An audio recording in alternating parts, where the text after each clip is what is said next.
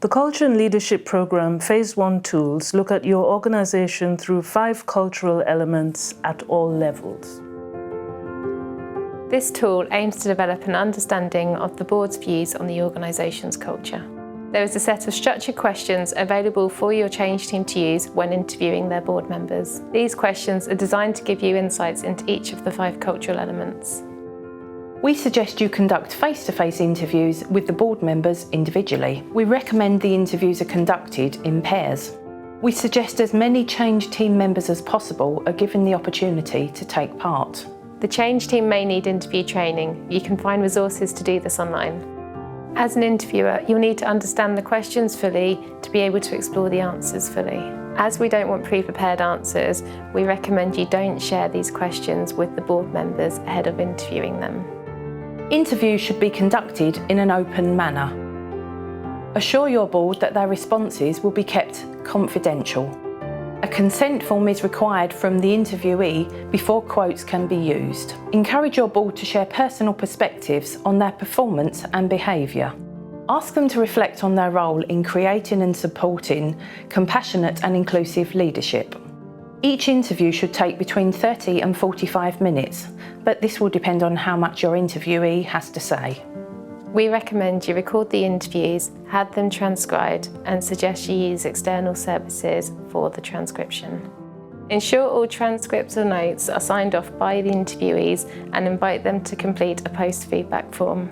Change team members involved with the interviewing should analyse the transcripts and present the findings at the synthesis session. We give tips for analysing the data online. Your change team lead for this tool should then, with others, present the findings at your synthesis session.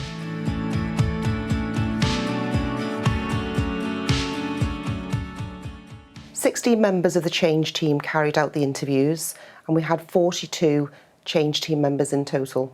To record the responses, we scribed in the interview and then we booked a debrief meeting straight after. We used a spreadsheet to capture line by line all the different views that people had, and then we rated them either neutral, positive or negative. So we had 3 staff members interviewing 1 board member. I interviewed the chair. So the 3 of us met beforehand for 1 hour just to talk through who was asking which questions, who would be scribing, how we wanted the conversations to flow. We called them board conversations rather than board interviews, just so that we could make it formal but less formal to try and get the most out of that conversation. I was asked to be involved in the culture and change team a little bit later than the original start, but I was really excited because I heard a little bit about it, and one of the things that I put myself forward for was to be part of an interview group with one of our board executive directors. So we didn't get a choice of who that board director was, but it was absolutely fine because it really didn't matter. The opportunity, which was great, was the ability to sit in a room with a couple of other colleagues just asking some questions to a board director. I think for the people organising the interviews, it was a bit of a challenge to get diaries together, as you can imagine, because these are very busy people. And so to coordinate that was a challenge, but there was a real commitment to make sure that these interviews went ahead. We had questions that were provided for us. So the 3 of us met prior to meeting with the executive and had a bit of a chat about how we would run the interview. And so we split the questions between us, so everybody had an opportunity to ask questions. I was asked to do the board interviews. There was 3 of us that did the board interviews. In our interviews, one of our colleagues did the writing, so the scribing, and then the other 2 conducted the questions between us. And prior to the interview, we sat down together and we divided the roles up between us. We were given a set of questions. It was all very organised, and I think that really helped, because I think when you're coming to something like this, you want to know what's your role, what do you have to do. It's a little nerve-wracking, so there were actually 3 of us that had been allocated for this one executive director, which for my clinical colleague was the first time she'd ever been on the executive corridor, which again, I think is just a great opportunity to see what's behind sometimes those glass doors. And in fact, what you find is reasonably normal offices with normal people. A lot of the questions were asking about their personal views and opinions of how they felt the culture was at the moment, how they think things could change. The hour, it was probably about an hour, passed so quickly. We took it in turns, we allocated different questions. So if I was asking the question, my other colleagues would scribe, and we literally did pen to paper. And then what we did was we then typed them all up individually and then sent them to one person who amalgamated them, because there were common themes.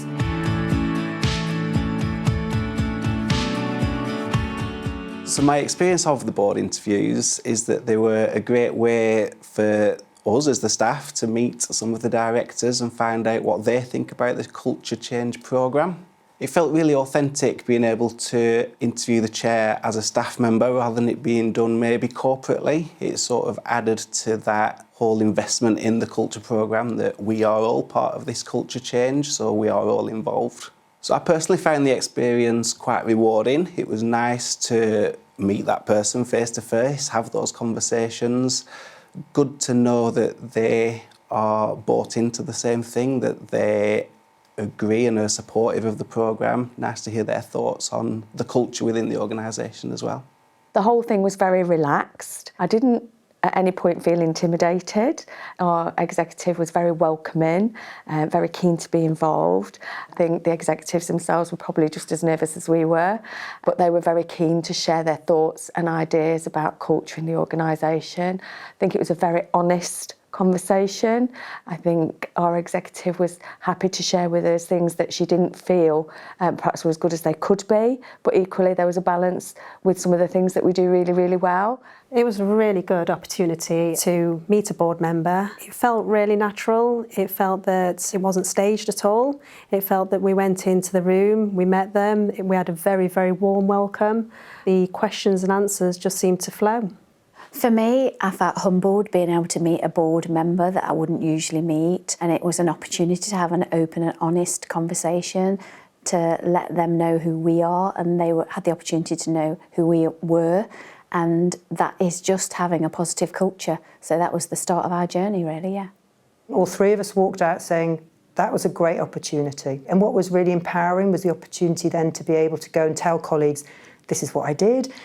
Obviously, we were very confidential. We didn't say who we'd seen or what they'd said, but just to be able to start to share that actually the board are really, really behind this and they really want to share their views and listen to our views. This isn't a one-sided process. It's funny because the other day I saw the board member just out of the blue, and she shouted me down the corridor and came running towards me, arms open, gave me the biggest hug, really warm hug, and she said, "You must remember to come and have that cup of tea with me." And that was nice, that was really good. Absolutely, that happened to me. So the board member I interviewed, I went to a conference and he was there, and he literally singled me out and said, "Hi Pam, how are you? How's things going?" And again, I thought, oh my gosh, he knows who I am. That again is the culture of this organisation, isn't it? Felt really good.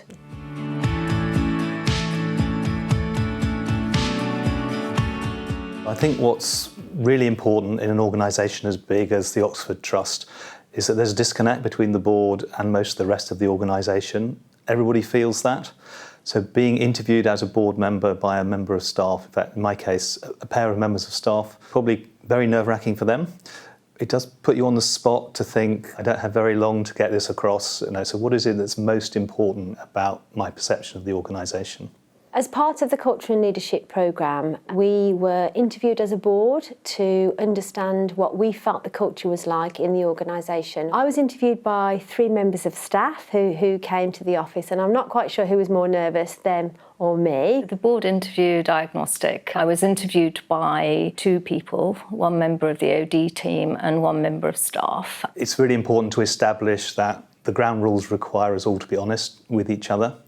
It was a really great conversation. I was able to talk to them about some of the things that I thought about the culture and how we needed to consider improvements, how we do things really well, and how I thought were there areas where we could do a lot better.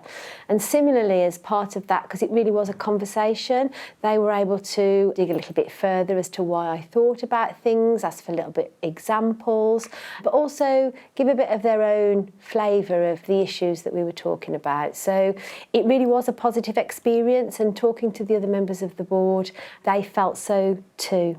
It was a very interesting exercise, and it was actually very challenging because the questions were very searching. So it wasn't just a matter of repeating what is expected about culture and leadership and how we should all behave.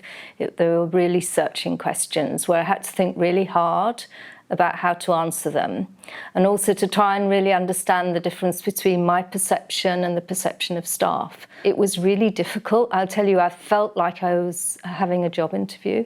So it was so difficult, but really challenging and deep in terms of what it extracted from me. So in my interview, there was a matron who did the interviewing along with the member of the OD team.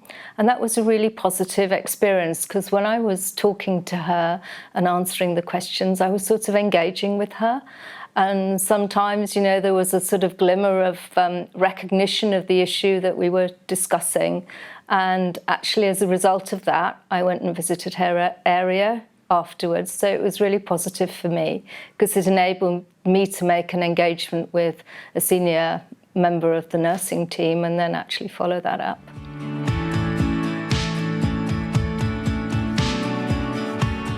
So this was a great tool that we've used in assessing the organisation's culture, primarily because it brings people together from all professions and all levels across the organisation. It's really important that we get views from the top, so we can understand the views from the board as well as understand views from everywhere else in the organisation. The biggest value of using our own members as part of the change team is it made it a really transparent process. People could be engaged and involved, so they felt part of the journey. So from an engagement perspective, it was really critical that we used our organisation members to do that. Also, from an ownership perspective going forward, it means these people as part of the change team will create a community of change agents and will be involved long after the interviews and the process has happened. What we found from the board interviews was that the people who interviewed us perceived there was quite a gap between our perceptions, that the board was much more optimistic than the rest of the organisation. When I review the dashboard, I don't think that's really right. It's partly the job of the board to be positive about what can be achieved, and the differences were not really stark for me. They were differences of degree, but fundamentally what we found was that the board did, when it examined itself, see the same things as we heard back from the organisation, but we wouldn't have known that had we not gone through the systematic process of being interviewed. It was really important that everybody in the organisation takes part in the interview process.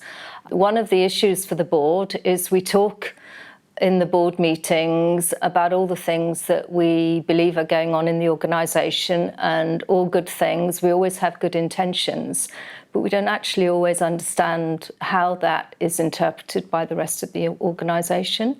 So we have very good intentions, but that doesn't always get throughout the organisation. So I think it's really important that everyone has the opportunity to give their perception on these questions. Being a part of the board interviews was of benefit to me, both personally and professionally. I feel I got an awful lot out of it, and it was a real privilege to be involved. The best hints and tips that I could share for anybody thinking about starting this journey. The first one is prepare. Really prepare what you're going to do. And what's fantastic is there's a great toolkit. It's really easy to use and really clear in terms of what to do. The second thing I'd do is get in people's diary really early and really start to tell a story of what's going to happen long before you start, so people feel really safe and encouraged to take part. That approach worked really well for us. And I would certainly recommend that you meet together beforehand if there's more than one of you interviewing, because that's so helpful.